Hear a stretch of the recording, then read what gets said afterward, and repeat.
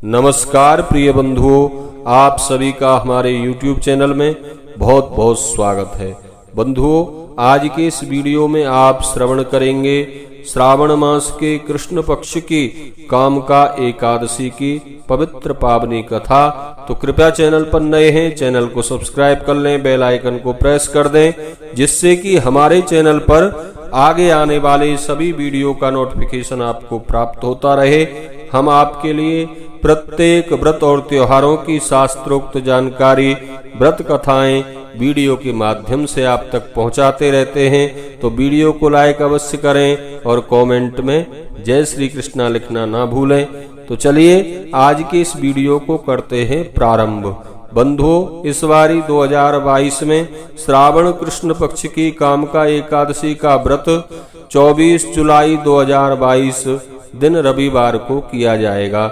एकादशी व्रतकर्ता को चाहिए कि एकादशी वाले दिन प्रातःकाल ब्रह्म मुहूर्त में उठकर स्नान आदि से निवृत्त होकर स्वच्छ वस्त्र धारण करके भगवान नारायण के सम्मुख प्रातःकाल एकादशी व्रत का संकल्प करें। फिर भगवान की षोडशोपचार से पूजा करें और पूजा करने के उपरांत एकादशी पूजन में भगवान नारायण को तुलसी पत्र अवश्य ही अर्पित करना चाहिए। एकादशी वाले दिन और रविवार को तुलसी नहीं तोड़ते हैं। पहले से टूटी हुई तुलसी अथवा तुलसी के गमले में पड़े हुए तुलसी पत्र स्वच्छ करके भगवान को अर्पित करें। भगवान नारायण को तुलसी अत्यंत प्रिय है। इस प्रकार पूजा अर्चना करके एकादशी महात्म्य की कथा अवश्य ही श्रवण करनी चाहिए। तो एक बार प्रेम से कहिए, बोलिए विष्णु भगवान की जय, एकादशी महारानी की जय। बंधुओं, धर्मराज युधिष्ठिर ने बड़े विनीत भाव से भगवान श्री कृष्ण से प्रार्थना की, भगवान मेरी इच्छा श्रावण मास के कृष्ण पक्ष की एकादशी के महात्म्य के विषय में कुछ जानने की है। कृपया बताकर आप कृतार्थ कीजिए। बताइए कि इस एकादशी का नाम क्या है और इसका किस प्रकार व्रत किया जाता है।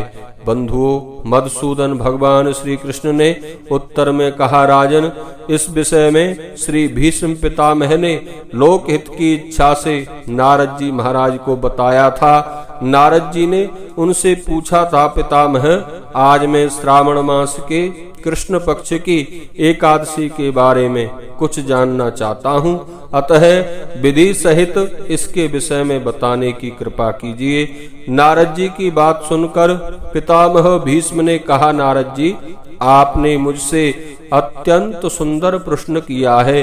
अब ध्यान पूर्वक इसका उत्तर सुन लीजिए। श्रावण कृष्ण पक्ष की एकादशी को कामका एकादशी कहते हैं। इसके महात्म्य को सुनने मात्र से वाजपेय यज्ञ का फल प्राप्त हो जाता है।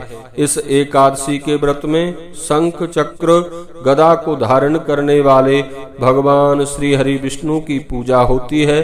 जो कोई इस दिन धूप दीप नैवेद्य आदि से विधि पूर्वक भगवान की पूजा अर्चना करते हैं, उन्हें गंगा स्नान के फल से भी बड़ा फल प्राप्त होता है। विधि पूर्वक भगवान विष्णु की पूजा करने से वही पुण्य फल प्राप्त होता है जो सूर्य या चंद्र ग्रहण के अवसर पर केदारनाथ और कुरुक्षेत्र में स्नान करने से मिलता है।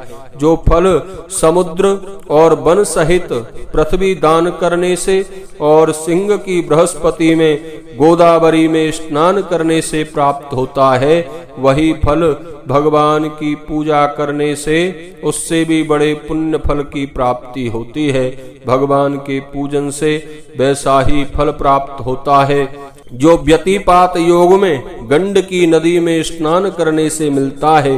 विष्णु भगवान की पूजा का फल संसार में सबसे अधिक है। श्रावण कृष्ण पक्ष की एकादशी के व्रत का फल भी उससे कम नहीं है।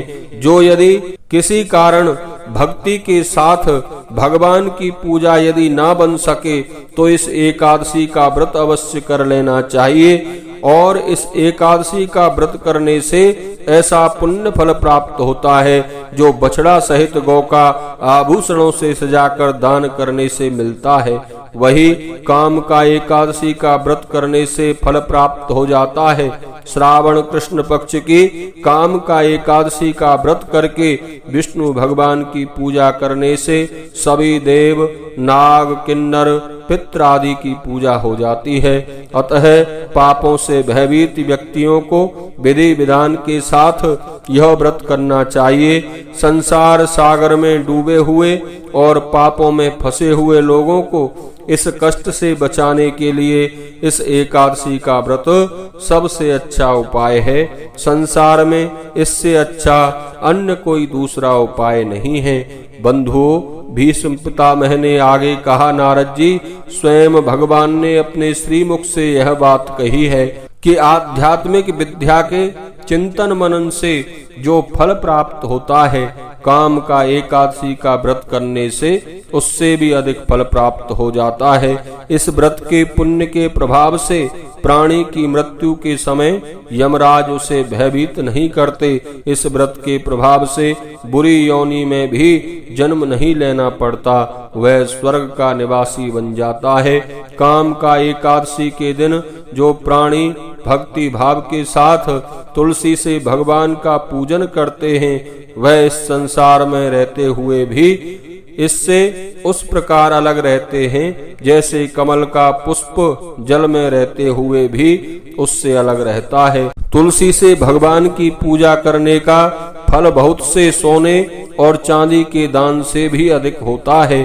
भगवान रत्न, मोती, मणि आदि आभूषणों से उतने प्रसन्न नहीं होते जितने तुलसी पूजा करने से होते हैं। जो उनकी पूजा तुलसी दलों से करता है, उसके सभी पाप नष्ट हो जाते हैं। भीष्म पितामह ने कहा, नारद जी, मैं भगवान को प्रिय लगने वाली तुलसी को प्रणाम करता हूँ। तुलसी के दर्शन कर लेने भर से मनुष्य के सब पाप नष्ट हो जाते हैं, और यदि तुलसी का स्पर्श कर लिया जाए तो मनुष्य का शरीर पवित्र हो जाता है। तुलसी मिश्रित जल से स्नान करने वाले पुरुषों को यम यातना नहीं सहनी पड़ती। जो लोग भक्ति के साथ भगवान के चरणों में तुलसी अर्पित करते हैं, उन्हें मोक्ष प्राप्त हो जाता है। काम का एकादशी को जो लोग जागरण और दीपदान करते हैं, उनके पुण्यों का वर्णन करने का सामर्थ्य स्वयं चित्रगुप्त जी में भी नहीं है। जो मनुष्य एकादशी के दिन भगवान के सामने दीप जलाते हैं, उनके पितृ स्वर्ग में अमृत का पान करते हैं। जो मनुष्य भगवान के सामने घी या तिल के तेल का दीपक जलाते हैं, उन्हें सूर्य लोक से भी हजारों दीपकों का प्रकाश प्राप्त होता है। प्रत्येक मनुष्य को इस एकादशी का व्रत करना चाहिए। जो कोई इस व्रत को करता है, वह ब्रह्म हत्या के पाप से छुटकारा प्राप्त कर लेता है और इस लोक में सुख पूर्वक जीवन बिताकर अंत में विष्णु लोक को चला जाता है। इस महात्म्य को जो कोई भी पढ़ता या सुनता है, उसे स्वर्ग लोक की प्राप्ति होती है। काम का एकादशी के व्रत में तुलसी मंजरी से भगवान का पूजन किया जाता है और गाय के दूध का आहार अवश्य ग्रहण करना चाहिए। आप सभी श्रद्धालुओं को एकादशी व्रत की बहुत बहुत शुभकामनाएं। नमस्कार, प्रणाम। बोलिए विष्णु भगवान की जय। एकादशी महारानी की जय।